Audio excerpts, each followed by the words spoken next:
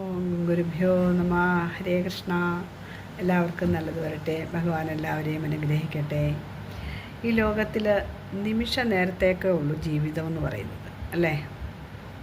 എപ്പോഴാണ് നമ്മുടെ ജീവൻ ഇല്ലാതാകുന്നത്, എപ്പോഴാണ് നമ്മുടെ ജീവിതത്തിൽ പ്രശ്നങ്ങളുണ്ടാകുന്നത്, എപ്പോഴാണ് നമുക്ക് എന്തൊക്കെ ദുഃഖങ്ങളുണ്ടാകുന്നത്, എപ്പോഴാണ് നമുക്ക് സന്തോഷം ഉണ്ടാകുന്നതെന്നൊന്നും നമുക്കറിയില്ല.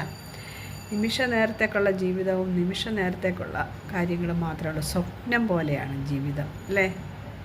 ആ സ്വപ്നം പോലെയുള്ള ജീവിതത്തിന് വേണ്ടിയിട്ടാണ് പരക്കം പാഞ്ഞ് മനുഷ്യർ അഹങ്കാരികളായിട്ട് ഓടി നടക്കുകയാണ്. എന്തിനോ വേണ്ടിയിട്ടുള്ള ഓട്ടമാണ് അപ്പോൾ ഈ സുഖത്തിന് വേണ്ടിയിട്ട് അഹങ്കാരികളായിട്ട് നാം ഓടുമ്പോൾ നമുക്ക് തരുന്ന ദണ്ഡനങ്ങളാണ് ദുഃഖം. ഭഗവാൻ തരുന്ന ദണ്ഡനങ്ങളാണ് ദുഃഖം.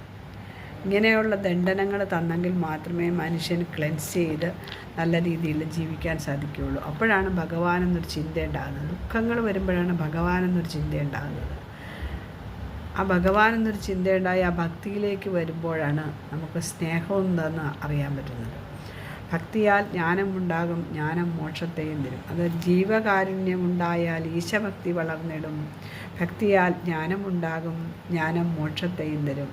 ഭഗവാൻ എല്ലാവർക്കും നല്ലത് വരട്ടെ. ഭഗവാൻ എല്ലാവരെയും അനുഗ്രഹിക്കട്ടെ. നന്നായി ജീവിക്കൂ, സ്നേഹത്തോടെ ജീവിക്കൂ. എല്ലാ നന്മയും എല്ലാവർക്കും ഉണ്ടാവട്ടെ. ഹരേ കൃഷ്ണ. ഹരി ഓം ഹരി.